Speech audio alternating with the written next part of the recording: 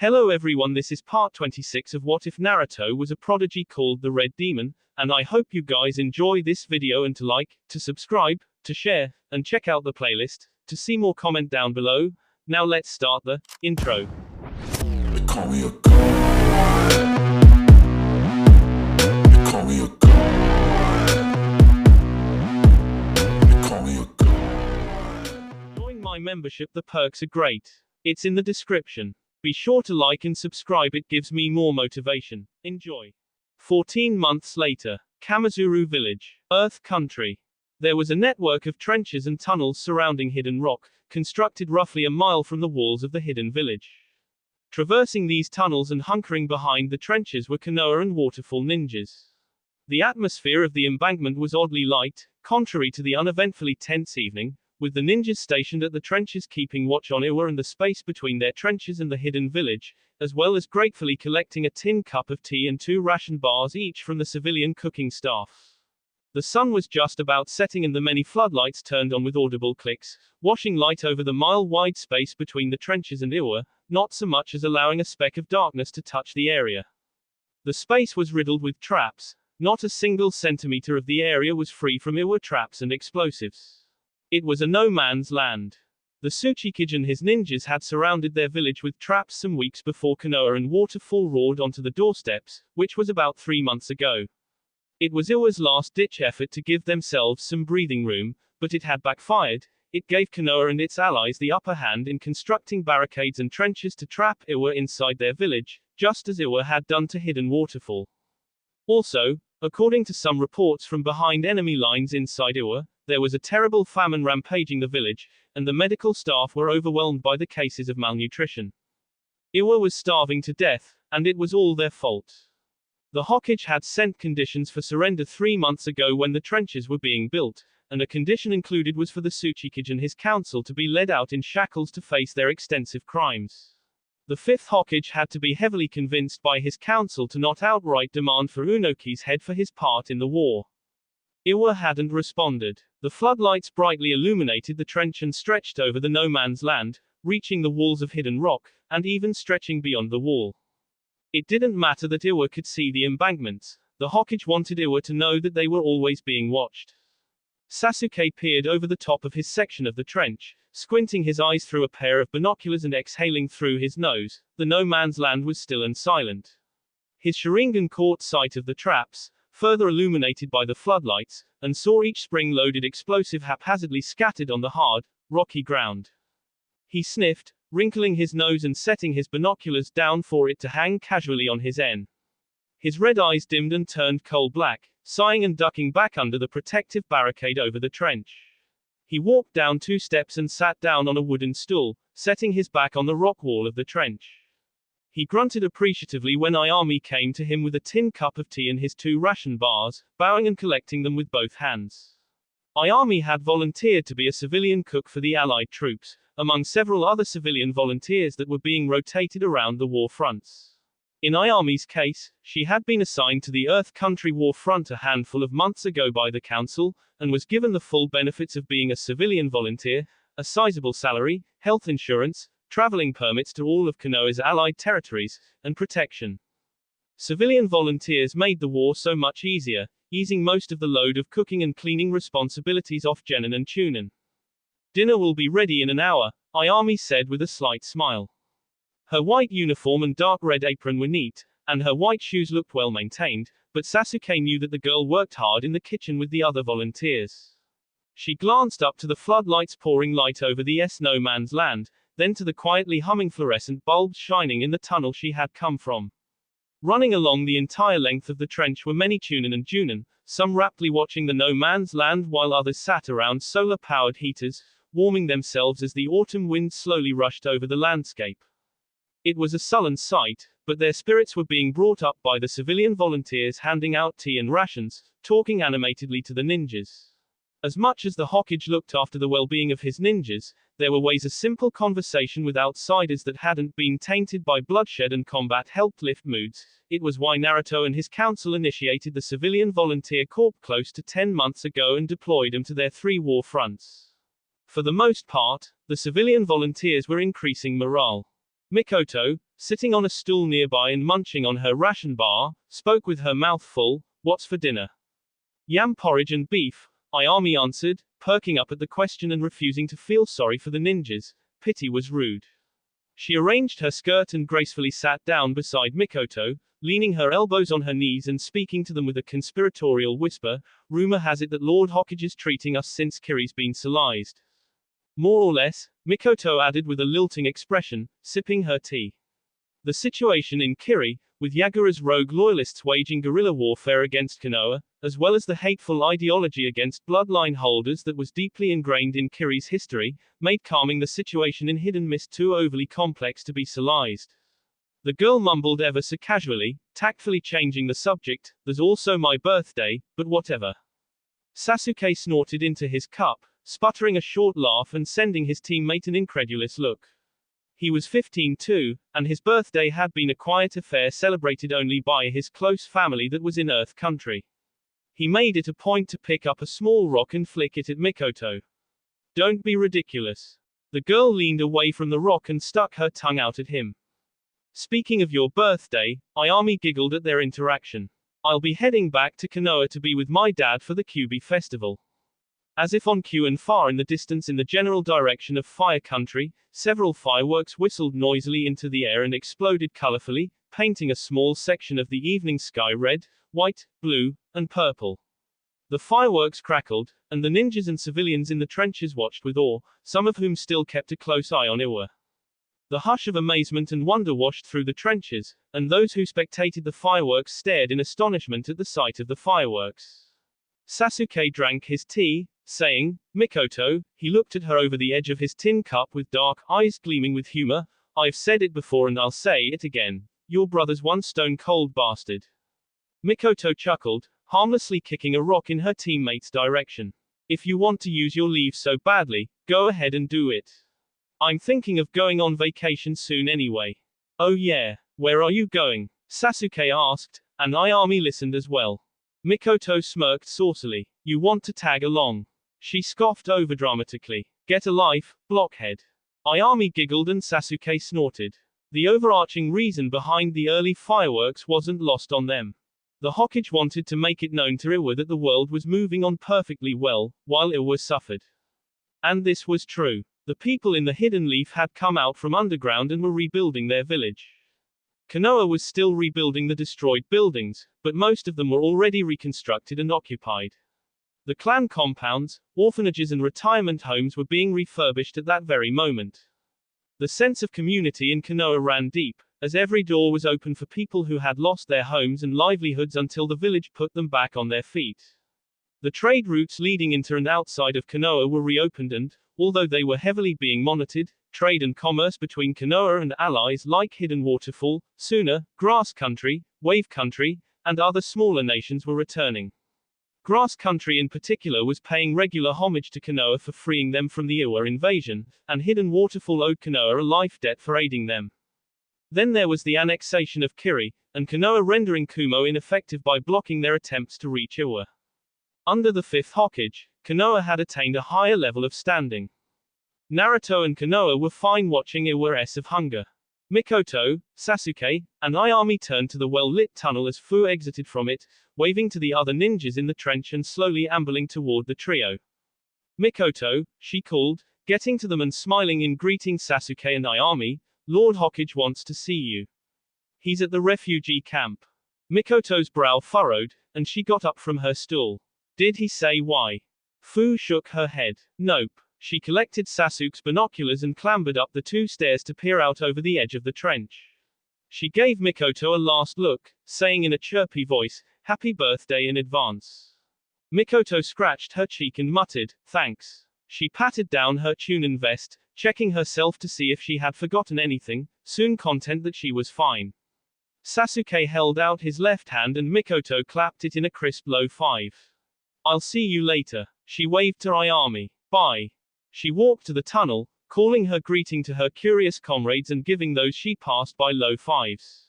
Mikoto was fairly popular among her comrades. For a 15-year-old, newly minted Chunin, her exploits on the battlefield were the stuff of legends, and her comrades acknowledged her infamy, as well as her nonchalant greetings. Mikoto ducked into the tunnel. Oh oh oh oh oh oh oh oh oh oh oh oh oh oh. In the heart of Waterfall Country was a refugee camp, occupied by Iwa citizens who had fled the village before Konoha had surrounded them, and Earth Country citizens who could no longer handle the famine in their nation. Their presence was understandable, and Konoha didn't block them from fleeing to the camp. The denizens of Earth Country had been cut off from foreign trade, by their allegiance to Iwa. The famine and death that rampaged Earth Country were of gruesome proportions.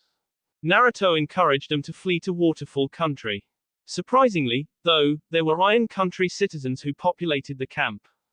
For the events that occurred in Iron Country during the 5-Kage summit, for the Tsuchikage, Reikage, and Mizukage ganging up on the Konoha-Suna delegation, for the fatal injury of the 4th Hokage, and for the M of the Kazekage, Naruto convinced all of Konoha's extensive and influential allies to cut Iron Country off from trade, or any other kind of contact.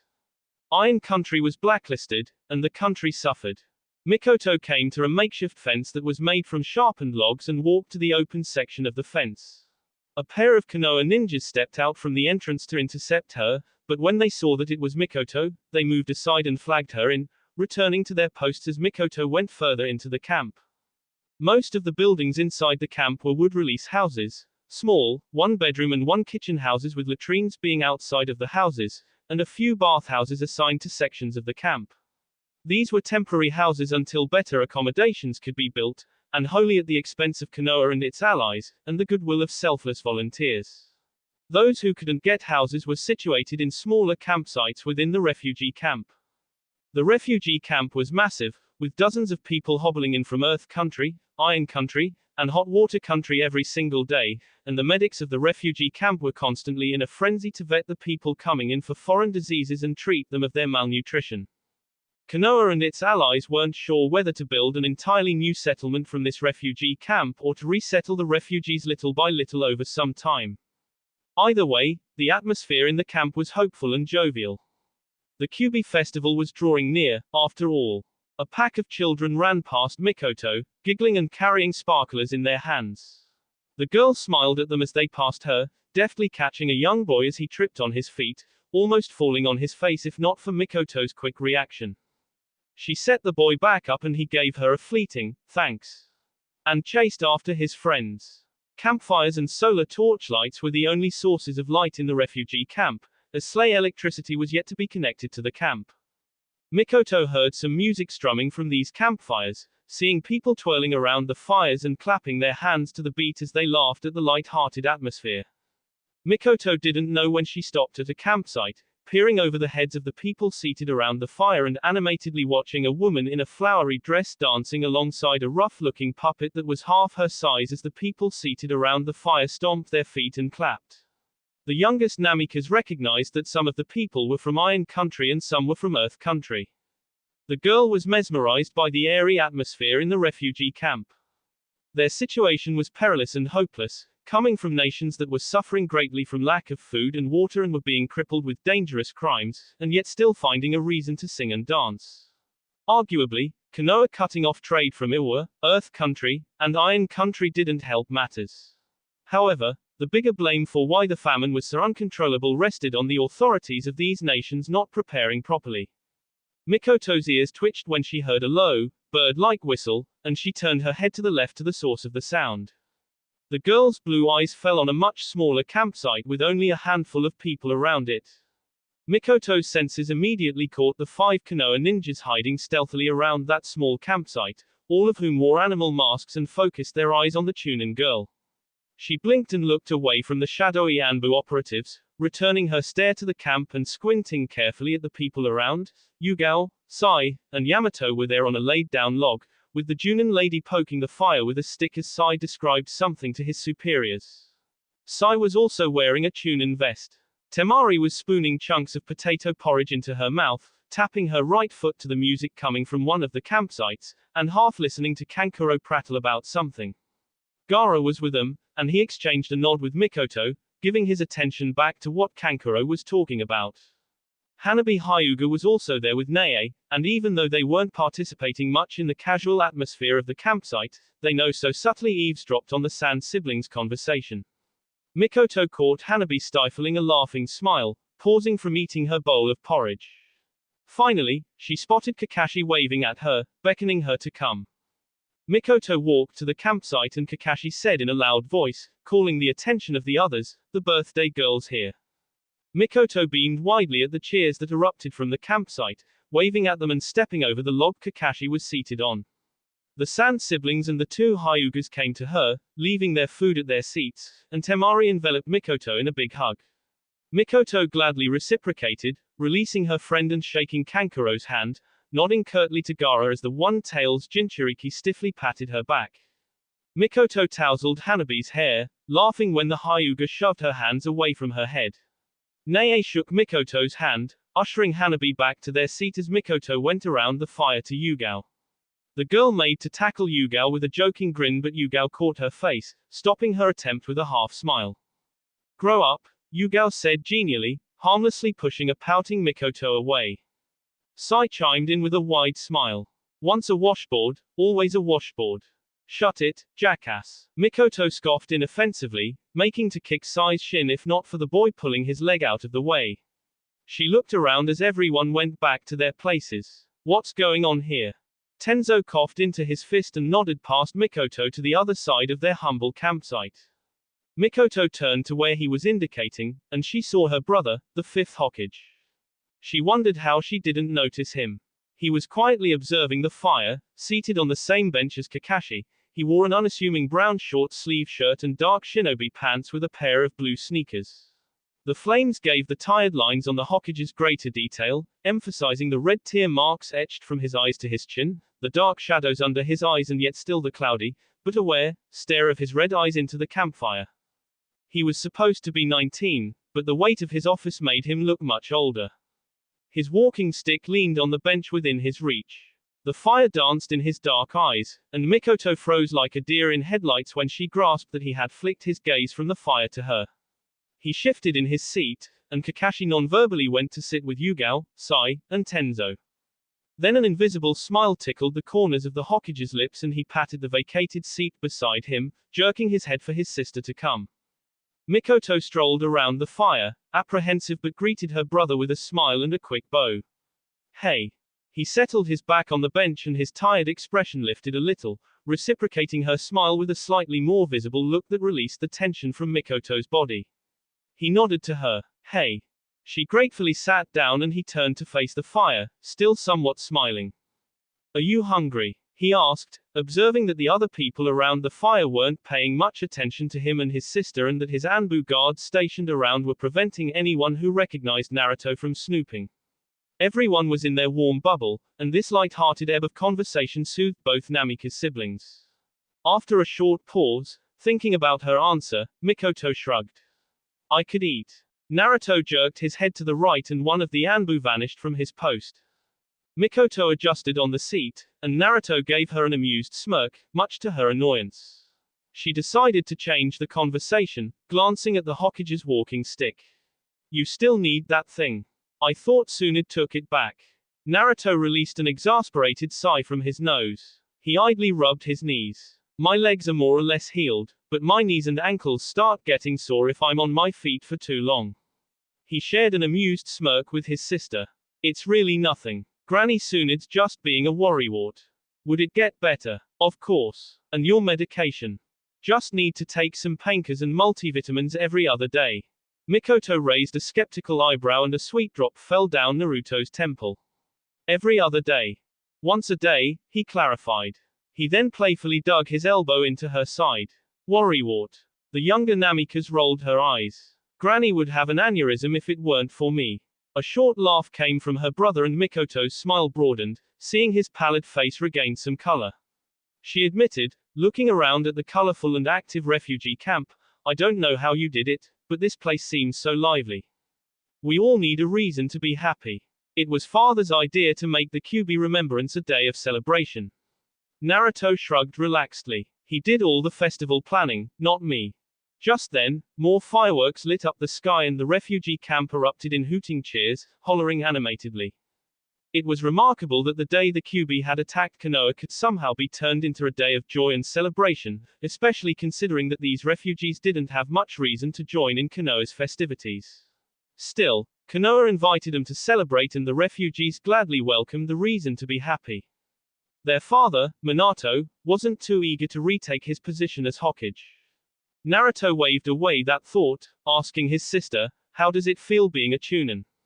The girl looked at him with contemplative eyes, visibly trying to piece together a response. Honestly, he nodded, giving her his attention. It's double the work and double the expectations, but triple the fulfillment, you know. Naruto looked at her, prodding her to explain. Mikoto scratched the back of her head, saying, "I mean, my situation might be a bit different when I was a genin, since she was a highly important asset on the Allied side of the war.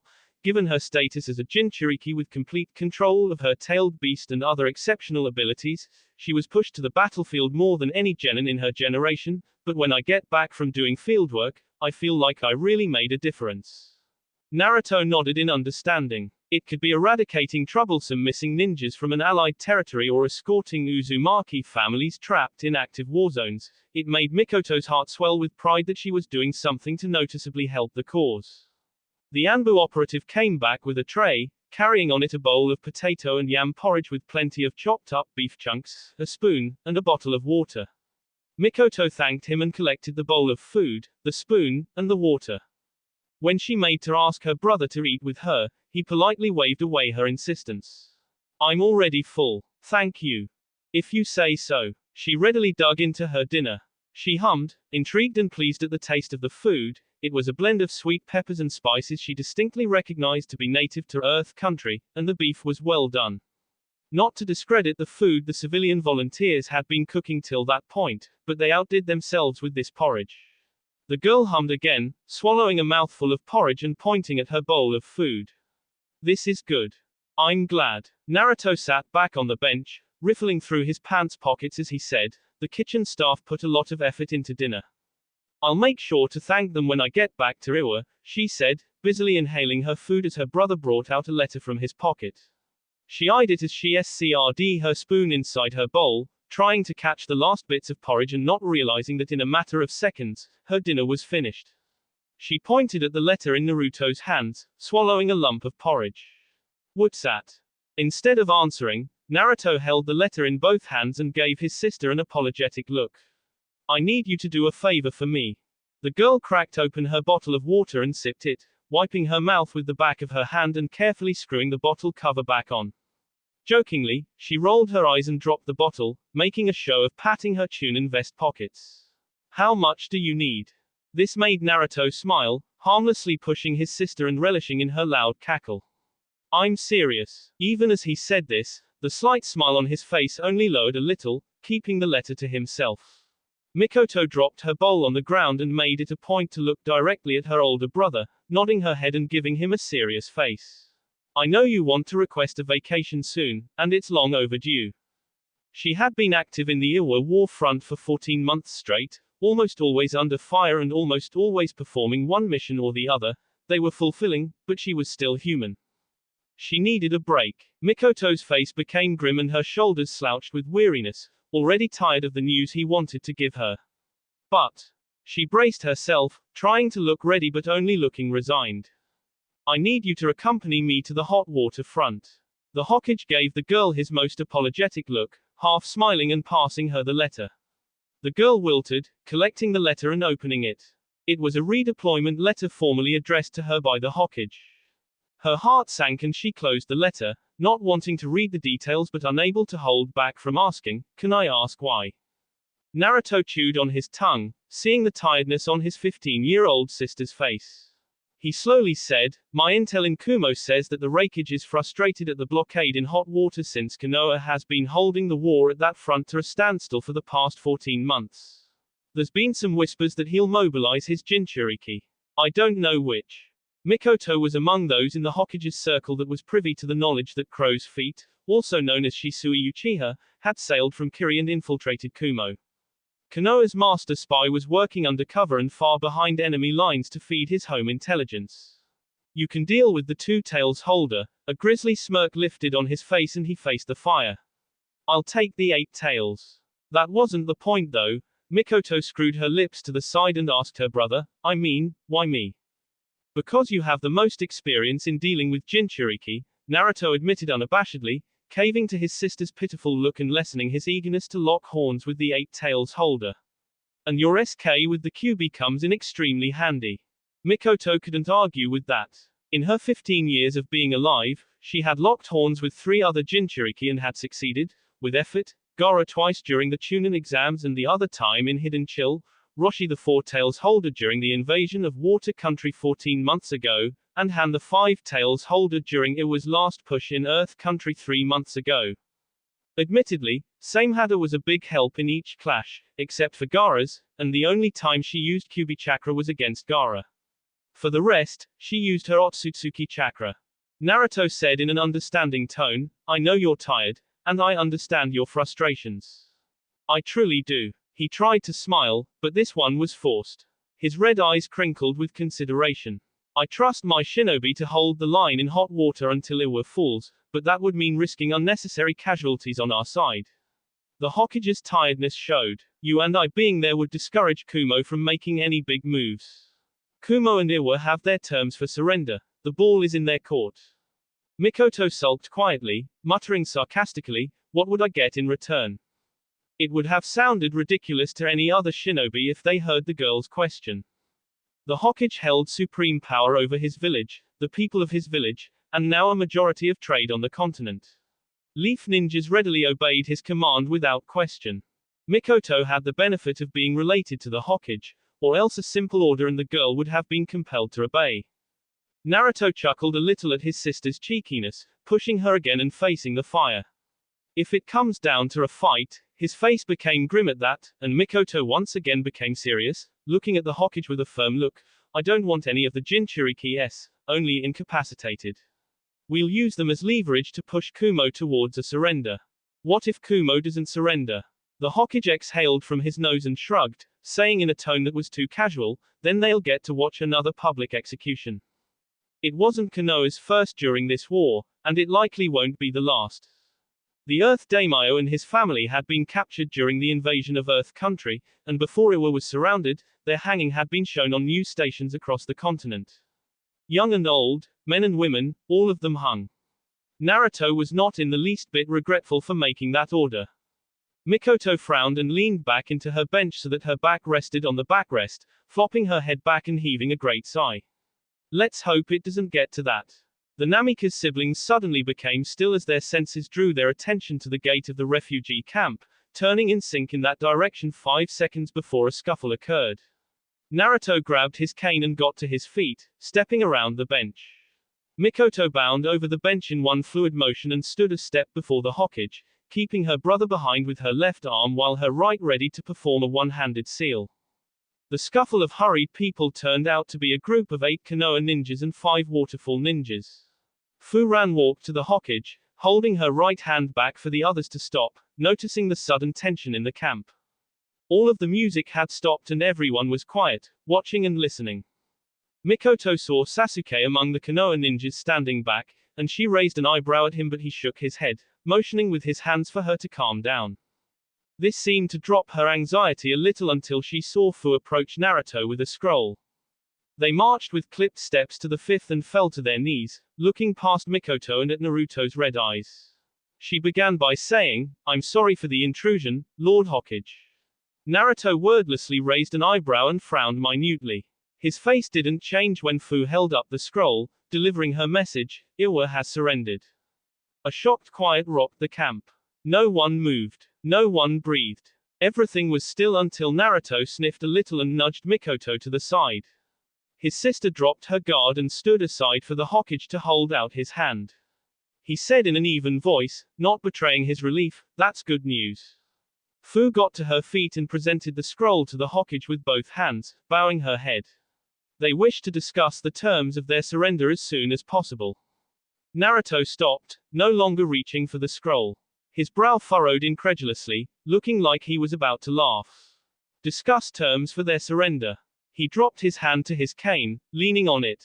The Tsuchikage has his terms. There's nothing to discuss. He was about to wave Fu away to return Unoki's message until Iwa was ready to agree to all of Konoha's terms, but the girl nervously fidgeted, not willing to drop her hands presenting the scroll and bowing her head further. Sir, she said politely and respectfully to the most powerful man on the continent. They sent a show of good faith. Naruto smirked, willing to hear out the girl. She was in a morally difficult position after all, being the one who had to convince him to meet Iwa halfway. Did they now? Fu dropped her hands and stepped aside so that she was looking at the shinobi that had come with her, jerking her head toward the Hokage and saying to her comrades, "Bring her." From the back of the group of ninjas, an Iwa girl was led out by her wrists. She wore a plain brown shirt and black shinobi pants, walking barefoot on the cold ground. Dried tears stained her dirty face and her steps were uneven, stumbling and wavering from tiredness. Utterly defenseless, unarmed, and broken down mentally from everything she had endured in the Iwa, Kurotsuki was forced down to her knees. On her own, she bowed deeply to Naruto, touching her brow to the grassy ground and prostrating fully. Naruto looked down with cool eyes, immediately recalling who she was from his mission in Kamizuru village when she tried to ambush him. Kurotsuki. The girl didn't answer, heaving dry tears as she prostrated on the earth. Naruto brought his eyes up to Fu, and the Jinchuriki supplied, "We saw her coming from Iwa through the no man's land not too long after Mikoto left." The girl pursed her lips. Her companion collapsed. He didn't make it. Naruto almost felt sorry for her. He collected the scroll and briefly activated his Sharingan, scanning for traps and finding none before he opened. Unoki's message was simple, and Naruto openly smiled. Iwa surrenders. Please, do not punish my people for my crimes. Naruto hummed pleasantly and gave Mikoto the letter. She tucked it into her Chunin vest without looking at it. The camp was still eerily silent, looking at the Hokage's empty reaction. The fifth crossed his arms and exhaled from his nose. All right, that's good. He nodded to Fu, and the girl stood upright. Tell Shikaku Nara that Iwa has surrendered. He knows what to do. Yes, sir. She saluted and sped out of the camp. Kakashi came to Naruto's side and leaned in to whisper into the Hokage's ear, and Naruto's eyebrows shot up. A slow smirk slid up his face as Kakashi finished relaying the information he received from an Anbu comrade, and Naruto turned to his sister. Seems we'll begin that journey to hot water sooner rather than later. News of Iwa's surrender was drowned out by information that Kumo was calling for an end to the conflict with Konoha, waving the metaphorical white flag when they realized that they could not break through Konoha's allied military defenses in hot water country to assist Iwa. That an Iron Country were issuing a formal apology to Konoha for the events that happened during the Five-Cage Summit, as well as their inactivity in not seeking retribution with Konoha and its allies for the death of the Kazekage. The daimyo of Iron Country and his officials had swallowed their pride and prostrated before cameras during a news broadcast that was seen across the continent, pleading with Konoha to reopen trade with their country. Newspapers printed blaring images of the Iron Country samurais bowing down with begrudging remorse. Television channels showed reels of the Raikage gnashing his teeth as he publicly signed away several billion Ru worth of reimbursements to Konoha and its allies, among other conditions for their surrender. Rumors passed around of the deplorable state of Iwa, with rumors of some citizens performing acts of cannibalism to feed their families. They talked about how some cannibalistic shinobi had run made and had to be put down by Konoha, for the safety of the village. Televised trials of the Yagura's scientists and ninjas were held. Over 500 civilians and shinobi alike were being charged with varying degrees of war crimes, crimes against humanity, and crimes against common decency. Konoha was vengeful. Konoha was merciless. Naruto stayed away from the cameras and journalists, using Konoha's ambassadors to speak on his behalf, but his influence was felt by everyone who heard the news. The man that had ushered in the New World Order, the fifth Hokage of the Hidden Leaf Village, was content with pulling the strings in the background. During his long reign as Kage, Naruto turned Konoha into the world's sole superpower. The Red Demon restructured the world, and his people fervently followed his orders. That will be all for this video. Be sure to like, subscribe, share, and comment down below for more videos. Goodbye.